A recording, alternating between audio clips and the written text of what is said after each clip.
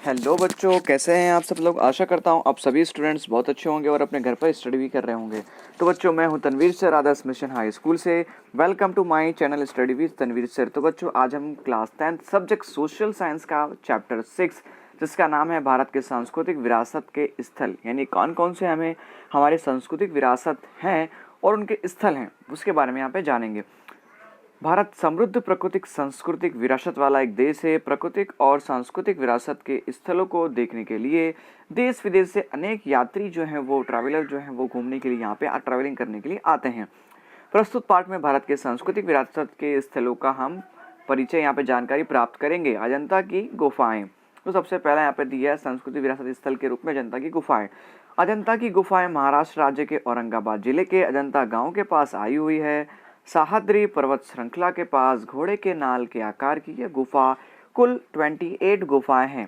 मतलब यहाँ पर कुल कितनी गुफाएं आई हुई हैं? 29, यानी 29 गुफाएं आई हुई हैं। वास्तुकला की दृष्टि से अजंता की गुफाएं महत्वपूर्ण हैं।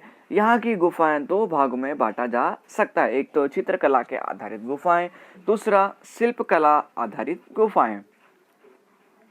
भित्ति चित्रों पर आधारित गुफाओं में से 1, 2, 10, 16, 17 नंबर की गुफाओं के भित्ति चित्र बेजोड़ और उच्च स्तर के हैं। इन चित्रों का मुख्य विषय बौद्ध धर्म है। अजंता की गुफाएं दो प्रकार के चैत्य और विहार। 9, 10, 19, 26, 29 नंबर की गुफाएं चैत्य हैं, जबकि शेष गुफाएं विहार हैं। अजंता की गुफाएं एक समय भुला दी गई थी। उन्हें ईस्वी सन 1819 में एक अंग्रेज कैप्टन जॉन स्मिथ ने पुनः संशोधित किया। प्रारंभिक वास्तुकला, गुफा चित्र और शिल्पकला के उत्कृष्ट उदाहरणों में अजंता की गुफाओं का एक खास स्थल है। मानवीय हस्तक्षेप और समय के प्रभाव से क्षीण होते यानी नुकसान होते होते कई चित्रों को बहुत नुकसान हुआ। अजंता की गुफाएं अपनी अनोखी कला समृद्धि के कारण मात्र भारत में ही नहीं बल्कि विश्व भर में प्रसिद्ध है। चित्रकला, शिल्पकला, स्थापत्य कला का यहाँ अपूर्व मेल है। इन गुफाओं के कलात्मक सृजन से भारतीय कला को विश्व में गौरव दिलाता है। आगे देखते हैं। चैत्य अर्थात, चैत्य का मतलब क्या होता है? चैत्य अर्थात बौद्ध साधुओं का प्रार्थना और उपासना स्थल, यानी बौद्ध धर्म जहाँ पे अपनी प्रार्थना करते हैं, उपासना करते हैं। जैसे मुस्लिम लोग कहाँ करते हैं? मस्जिद में। हिंदू लोग कहाँ करते हैं? मंदिर में करते हैं। चैत्य गुफाओं में एकदम अंदर स्तूप बना होता है। क्या बना होता है? एकदम अंदर स्तूप जो है वो बना होता है। विहार अर्थात बौद्ध मठ, जहाँ बौद्ध भिक्षु निवास और अध्ययन करते हैं। भिक्षु यानी बौद्ध के जो भिखारी जो होते हैं वो, ठीक है, निवास और क्या करते हैं? अध्ययन करते हैं, उसे विहार कहते हैं। चैत्य यानी बौद्ध साधुओं का प्रार्थना और उपासना स्थल। अगला हमें दिया गया इलोरा की गुफाएं। महाराष्ट्र राज्य में औरंगाबाद के पास इलोरा की गुफाएं आई हुई है। यहाँ कुल 34 गुफाएं हैं। यहाँ एक दूसरे से अलग ऐसे गुफा मंदिर के 3 समूह हैं। बौद्ध धर्म से संबंधित 1 से 12 गुफाएं, हिंदू धर्म से संबंधित 13 से 29 गुफाएं और जैन धर्म से संबंधित यहाँ पे 30 से 34 गुफाएं, यानी 5 गुफाएं हैं यहाँ पे नंबर की हैं। राष्ट्रकूट राजाओं के समय में हिंदू धर्म की गुफाओं का निर्माण हुआ था। इनमें 16 नंबर की गुफा में कैलाश मंदिर आया हुआ है, जो 50 मीटर यहाँ पे लंबे और 33 मीटर चौड़े और 30 मीटर ऊंचे एक ही पत्थर में से तराश कर बनाया गया है। दरवाजा झरोखा स्तंभ की श्रृंखला में से सुशोभित इस मंदिर की शोभा अवर्णनीय है, मतलब इसको कोई वर्णन ना कर सके। दुर्गम पहाड़ वाले क्षेत्र में स्थित इलोरा की गुफा है। सन 600 ईस्वी सन 1000 के दौरान की है। मतलब कब? 600 ईस्वी सन 1000 दौरान की है। यह प्राचीन भारतीय सभ्यता का जीवंत प्रदर्शन करती है। बौद्ध, हिंदू, जैन धर्म को समर्पित इलोरा परिचय एक पवित्र स्थल है। यहाँ का अद्वितीय कलात्मक सर्जन और तकनीकी उत्कृष्टता प्रशंसनीय है। यहाँ प्राचीन स्थापत्य भारत के धैर्यवान चरित्रों का परिचय भी देता है। एलिफेंटा की गुफाएं, तीसरी गुफाएं। महाराष्ट्र राज्य में मुंबई से 12 किलोमीटर के दूर अरब सागर में एलिफेंटा की गुफाएं आई हुई हैं। एलिफेंटा की गुफाओं की कुल संख्या 7 है। इस जगह को एलिफेंटा नाम पुर्तगालियों ने दिया था। उन्होंने यहाँ पत्थर में से तराश कर बनाए गए हाथी को देखकर यह नाम रखा था। यहाँ की गुफाओं में कई सुंदर शिल्पकृतियां तराश कर बनाई गई हैं, जिनमें त्रिमूर्ति, ब्रह्मा, विष्णु, महेश की गणना विश्व के सर्वोत्तम मूर्तियों में होती है। यहाँ गुफा नंबर 1 में स्थित ईस्वीसन 1887 में यूनेस्को के द्वारा वैश्विक विरासत के स्थलों में एलिफेंटा का स्थान दिया गया है। एलिफेंटा के स्थानीय मछुआरे इस स्थान को धारापुरी कहते हैं, यानी जो अरब सागर के पास के स्थित जो मछुआरे हैं, फिशरमैन हैं, वो इस गुफाओं को धारापुरी नाम से पहचानते अथवा कहते हैं। तो 1 मार्क्स का सवाल है। साथ ही बच्चों, इस चैप्टर में से कोई भी एक गुफा के बारे में 2 मार्क्स का या 3 मार्क्स का सवाल पूछ लिया जाता है हर साल। अगला हमें दिया है महाबलीपुरम। तमिलनाडु राज्य के चेन्नई से 60 किलोमीटर दूर महाबलीपुरम आया हुआ है। तमिलनाडु का यह शहर अपने भव्य मंदिर स्थापत्य और सागर तट के लिए विख्यात है, मतलब प्रसिद्ध है। दक्षिण भारत के पल्लव राजा नरसिंह वर्मन प्रथम के उपमान महामल पर से इस नगर का नाम महाबलीपुरम रखा गया था। मल्लव वंश के राजा नरसिंह वर्मन प्रथम के समय में यहाँ कुल 7 रथ मंदिरों का निर्माण किया गया था, जबकि वर्मन में 5 रथ मंदिर ही मौजूद थे। 2 रथ मंदिर समुद्र में विलीन हो गए और इसके उपरांत यहाँ हास्य मुद्रा में विष्णु की मूर्ति एवं महिषासुर का वध करती हुई दुर्गा देवी का शिल्प देखने लायक है। विश्व भर में चट्टान शिल्प का सर्वोत्तम स्थापत्य वाला महाबलीपुरम प्राचीन भारत का एक प्रसिद्ध बंदरगाह भी था। उसके बाद आ गया था पट्टदकल। यहाँ पे कह सकते हैं पट्टदकल कर्नाटक राज्य में बादामी से 16 किलोमीटर के दूर पट्टदकल नामक एक नगर है। पट्टदकल चालुक्य वंश की राजधानी है। 7वीं और 8वीं सदी में मंदिर यहाँ पे निर्मित यहाँ के मंदिर में नागर और द्रविड़ शैली का उपयोग हुआ है। पट्टदकल का सबसे बड़ा मंदिर विरूपाक्ष शिव का मंदिर है। अगला टॉपिक है खजुराहो के मंदिर। मध्य प्रदेश के छतरपुर जिले में खजुरा गांव के समीप खजुराहो के मंदिर स्थित हैं। बुंदेलखंड के चंदेल राजाओं की राजधानी खजुराहो थी। इन राजाओं के समय 1950 से 1050 तक में यहाँ लगभग 80 मंदिरों का निर्माण हुआ है, जबकि आज 25 ही मंदिर मौजूद हैं। इन मंदिरों में अधिकांशतः शैव मंदिर हैं। इन सभी मंदिरों की रचना शैली और उनका शिल्प विधान लगभग एक समान है। इनमें 64 योगिनी का मंदिर मुख्य है। यह मंदिर अपने तोरण और अलंकारिक शैली के लिए प्रसिद्ध है। प्रारंभिक समय के ये सभी मंदिर ग्रेनाइट के पत्थरों के बनाए गए हैं। खजुराहो के मंदिर नागर शैली में निर्मित हैं। देश विदेश के हजारों प्रवासी खजुराहो के मंदिर की शिल्प कला, मूर्तिकला, वास्तुकला देखकर मंत्र मुग्ध हो जाते हैं। अगला बच्चा कोकार्ण का सूर्य मंदिर, इसे काला पेगोड़ा नाम से भी पहचाना जाता है। कि हर साल एक बोर्ड में आने वाला एक इंपॉर्टेंट क्वेश्चन है जिसको आप नोट डाउन कर लेना, ये और खजुराहो का मंदिर। साथ ही ऊपर जितनी भी हम गुफाएं पढ़े, तीनों में से कोई एक गुफाएं पूछी जाती हैं। ओडिशा राज्य के पुरी जिले में बंगाल की खाड़ी के समीप कोकार्ण का सूर्य मंदिर आया हुआ है। यह मंदिर का निर्माण 13वीं सदी में गंगवंश के राजा नरसिंह वर्मन प्रथम के समय में हुआ था। यह रथ मंदिर 7 अश्वों वाला, अश्व मतलब घोड़ा यहाँ पे, सूर्य के रथ के स्वरूप में है, जिसमें 12 बड़े पहिए हैं। ये पहिए मंदिर के आधार को सुंदरता प्रदान करते हैं। मतलब इसके पैर के ऊपर ही ये चक्के जो दिखते हैं आपको, उसके ऊपर ही इस मंदिर को बनाया गया और वर्ष के 12 महीने को प्रतिबिंब करता है और कह सकते हैं यहाँ पे 12 घंटों को भी यहाँ पे बताता है।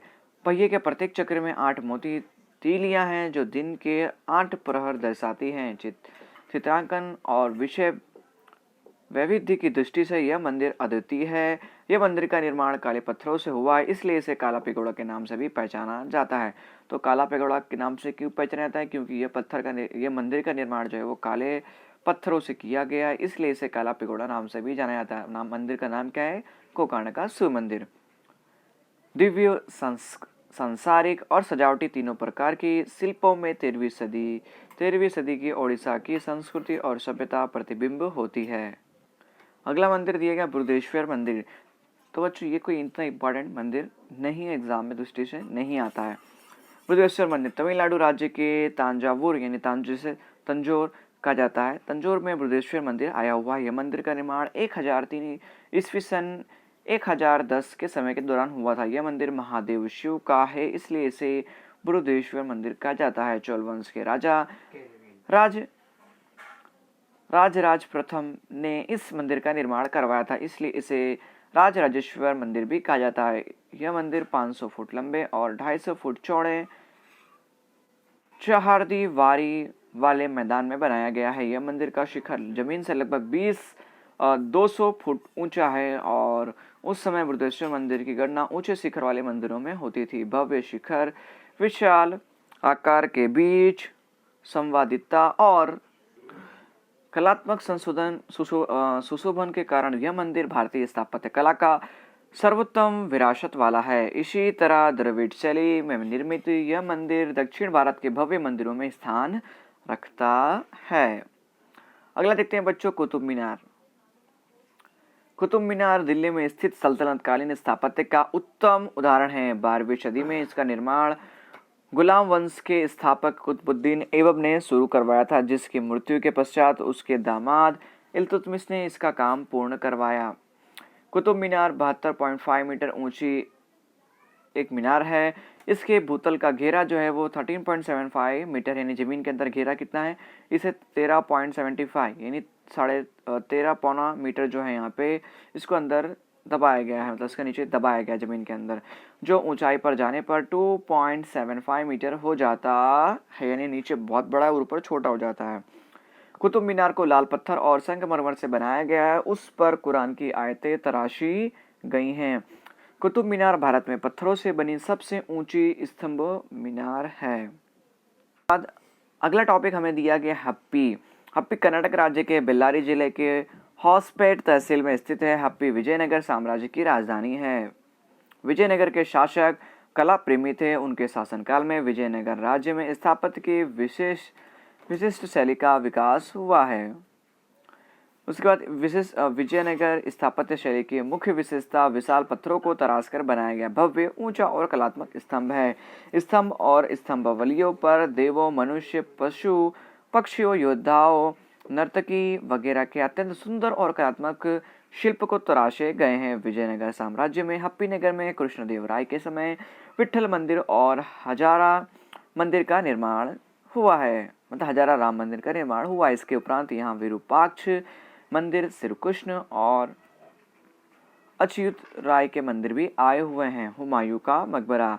हुमायूं का मकबरा दिल्ली में स्थित है। यहाँ मुगल कालीन स्थापत्य का श्रेष्ठ उदाहरण है। हुमायूं की मृत्यु के बाद उनकी पत्नी हमीदा बेगम ने इस मकबरा का निर्माण करवाया है। मकबरे का निर्माण ईरानी शैली में हुआ है, जिसमें लाल पत्थर के साथ सफ़ेद पत्थर का उपयोग भी कुशलता पूर्वक किया गया है।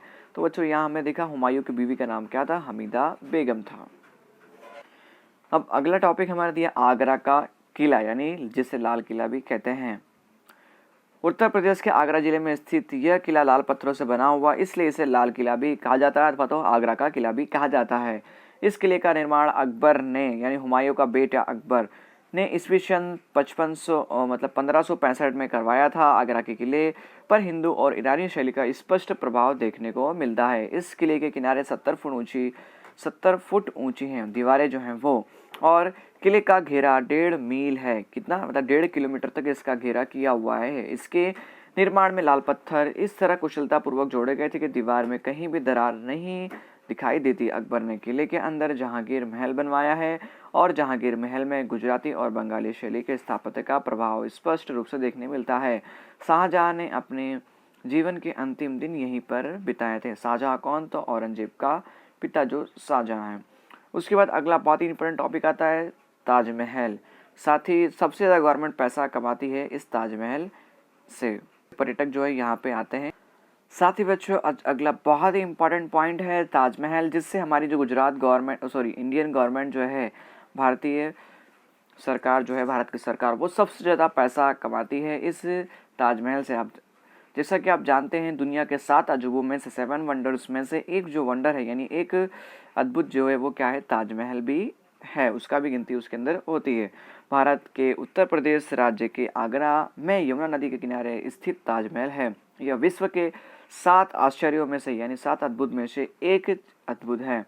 इसका निर्माण मुगल बादशाह शाहजहां ने अपनी बेगम मुमताज महल की याद में करवाया था। ईस्वी सन 1630 में मुमताज महल की मृत्यु के पश्चात ईस्वी सन 1631 में ताजमहल का निर्माण कार्य शुरू हुआ था। 22 वर्ष के बाद 1653 में ताजमहल का निर्माण कार्य पूर्ण हुआ। शाहजहां ने ताजमहल के निर्माण कार्य में भारत के कुशल शिल्पकारों के उपरांत ईरानी, अरबी, तुर्की, यूरोपीय शिल्पकारों को भी लगाए थे। शाहजहां की इच्छा थी कि संसार के अद्वितीय मकबरे में ताजमहल की गणना हो और उसके द्वारा मुमताज महल का नाम जगत भर में अमर हो जाए। यह संपूर्ण इमारत उत्तर से दक्षिण की ओर आयताकार में फैली हुई है। ताजमहल के मध्य में मुमताज की कब्र है और उनके चारों ओर खूब ही सुंदर अष्टकोणीय जाली है।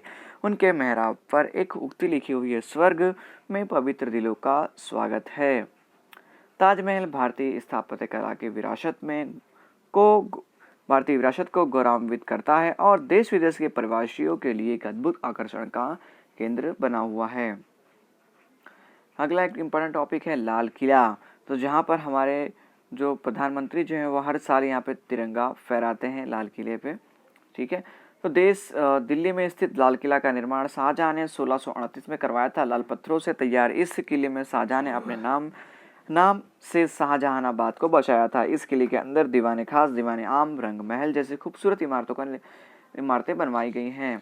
दीवाने खास अन्य इमारतों की तुलना में अधिक अलंकृत है और उसकी सजावट में सोना, चांदी और कीमती पत्थरों का अद्भुत समन्वय है।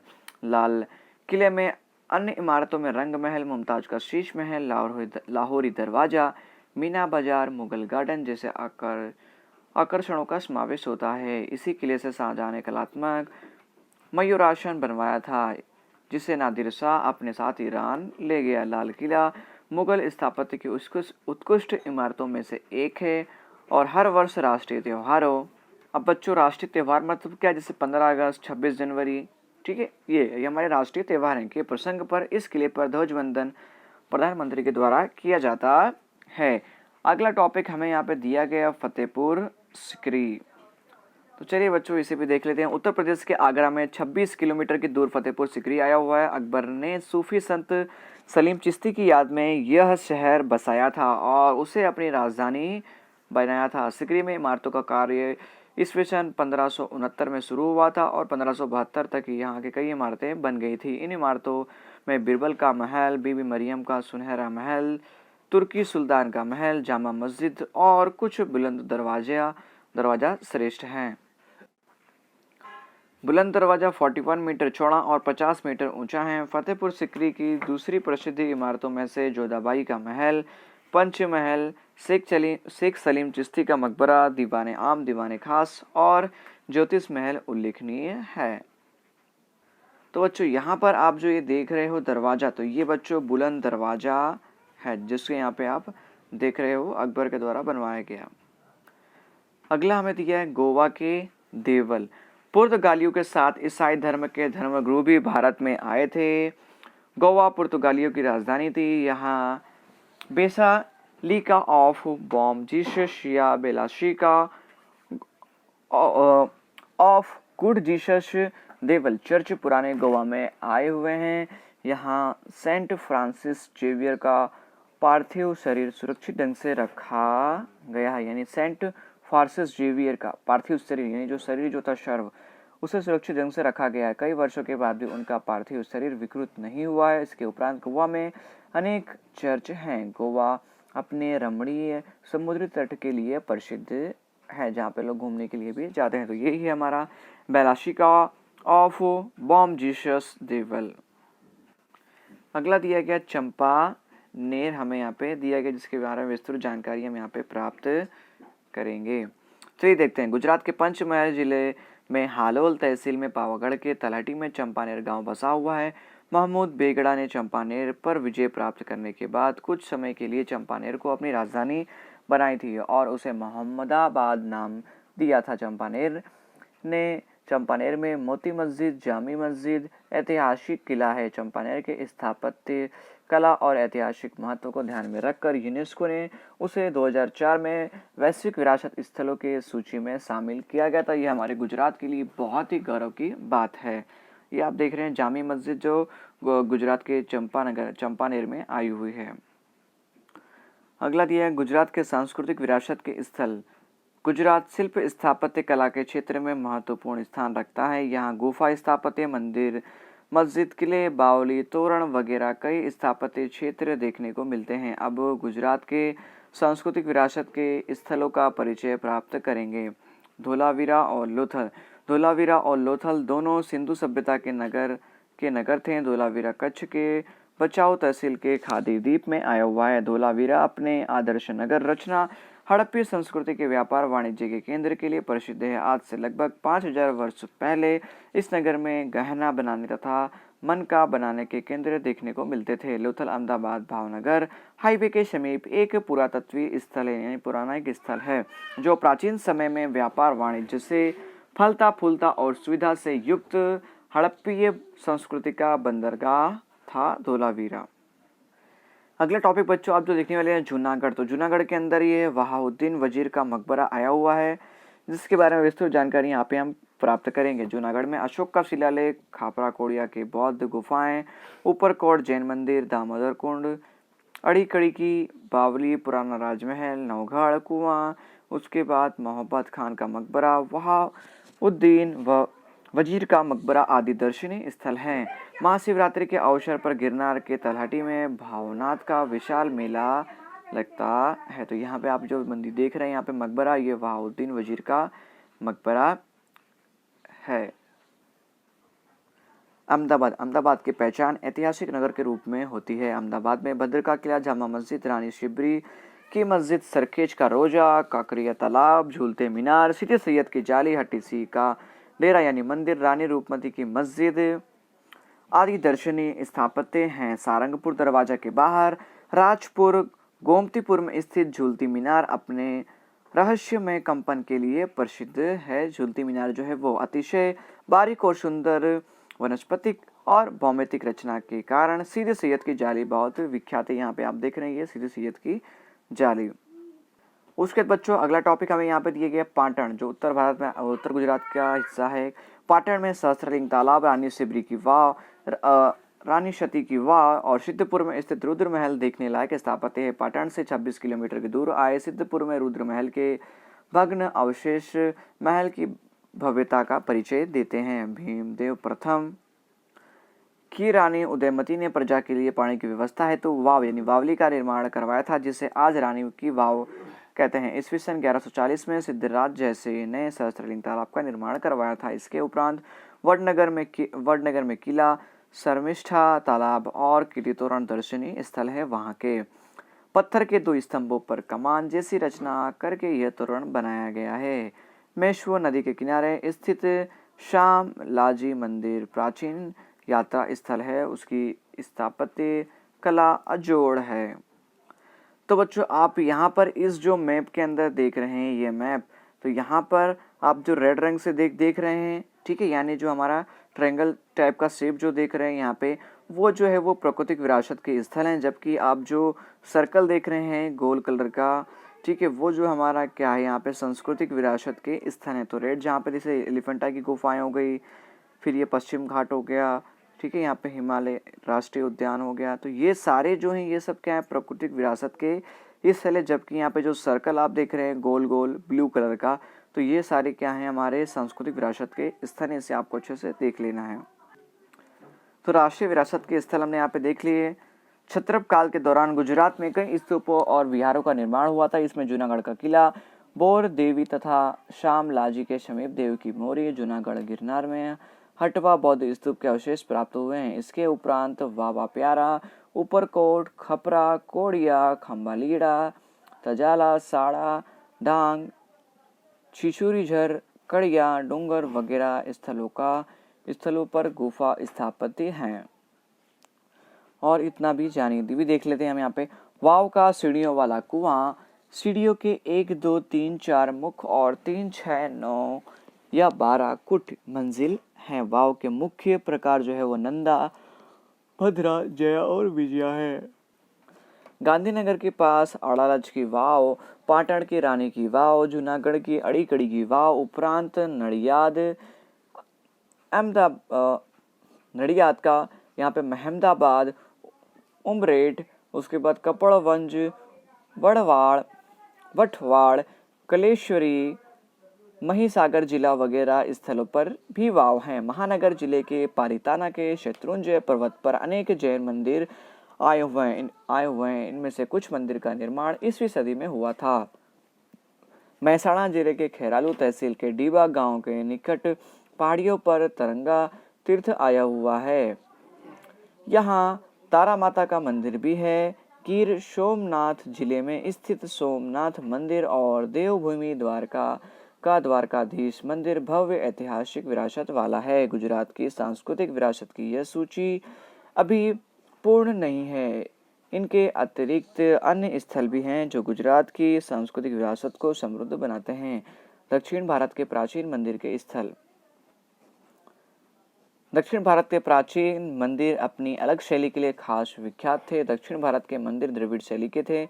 इन मंदिरों का भवन पिरामिड के जैसा होता है जो कई मंजिलों के होते हैं। इनके ऊपर एक आकर्षक पत्थर रखा गया जाता है। इन मंदिरों का चौगान विशाल होता है। प्राचीन समय में दक्षिण भारत में कुछ मंदिर नीचे दिए गए हैं। महाबलीपुरम जो महाबलीपुरम तमिलनाडु के अंदर आया हुआ, कैलाश मंदिर कांजीपुरम तमिलनाडु के अंदर आया हुआ है, बृहदेश्वर मंदिर तंजावुर ये जैसे तंजौर तमिलनाडु में आया हुआ है, विरूपाक्ष मंदिर पट्टदकल कर्नाटक में आया हुआ है, और यहाँ पे परशुरामेश्वरम मंदिर जो भुवनेश्वर उड़ीसा में आया हुआ है। साथ ही कह सकते हैं आप काला पेड़ों का मंदिर वो भी उड़ीसा के अंदर आया हुआ है। उसके बाद बैकुंठ पेरुमल मंदिर जो कांजीपुरम तमिलनाडु के अंदर आया हुआ है। अगला दिया यहाँ पे भारत के तीर्थ स्थल कौन कौन से उसके विषय में यहाँ पे हम जानकारी प्राप्त करेंगे। तो चलिए देखते हैं। प्राचीन समय में भारत तीर्थ भूमि रहा है। भारत के लोग विविध स्थलों की यात्रा पर जाते हैं। भारत में 4 धाम 12 ज्योतिर्लिंग की यात्रा प्रचलित है। 4 धाम में बद्रीनाथ उत्तराखंड, रामेश्वरम तमिलनाडु, द्वारका जो गुजरात में, जगन्नाथपुरी उड़ीसा का समावेश होता है। इसके उपरांत 51 शक्तिपीठों की अमरनाथ की यात्रा भी महत्वपूर्ण मानी जाती है। गिरनार, शत्रुंजय और नर्मदा की परिक्रमा का भी विशेष महत्व है। भारत में समृद्ध सांस्कृतिक विरासत का भंडार है। इस तरह भारत के सांस्कृतिक विरासत के स्थलों ने विश्व में भारत को एक अलग पहचान दी है। देश विदेश के पर्यटक भारत के स्थापत्य कला की मुलाकात के लिए नियमित आते रहते हैं और उनमें देश के पर्यटन उद्योग को आर्थिक लाभ मिलता है। यूनेस्को ने वैश्विक विरासत के स्थलों में भारत के 32 प्राकृतिक और सांस्कृतिक विरासत स्थलों को समावेश किया है। किसने? यूनेस्को ने। आशा है आप सभी स्टूडेंट्स को चैप्टर बहुत पसंद आएगा। तो बच्चों में आपको चैप्टर खत्म हो गया उससे पहले बताता चलो कि इस चैप्टर में से कुल 3 मार्क्स के एक ही सवाल पूछा जाता है। साथ ही एक जो है वो शॉर्ट क्वेश्चन यानी कुल 4 क्वेश्चन मतलब 4 मार्क्स के क्वेश्चन आते हैं, जिसमें से एक 3 मार्क्स का आएगा और एक मार्क्स का सवाल पूछा जाता है, जिसमें से किसी भी एक एलिफेंटा की गुफाओं में से किसी भी एक गुफा के बारे में पूछा जा सकता है। दूसरा यहाँ पे खजुराहो मंदिर, जैन मंदिर के विषय में भी पूछा जा सकता है। लेकिन मोस्ट ऑफ ये है कि आप सभी मंदिर और गुजरात में जितने भी यहाँ पे मंदिर आए हुए हैं उसके विषय में याद करें। साथ ही जो भी मुस्लिम के द्वारा बनाए गए ताजमहल वगैरह जो है, विशेष लाल किला के विषय में जानकारी आप यहाँ पे याद करें। 3-4 बार पढ़ें, इसलिए आपको याद हो जाएगा। मिलते हैं अगले वीडियो में, तब तक दीजिए तनवीर सर को इजाज़त। तब तक के लिए बच्चों जय हिंद, जय भारत।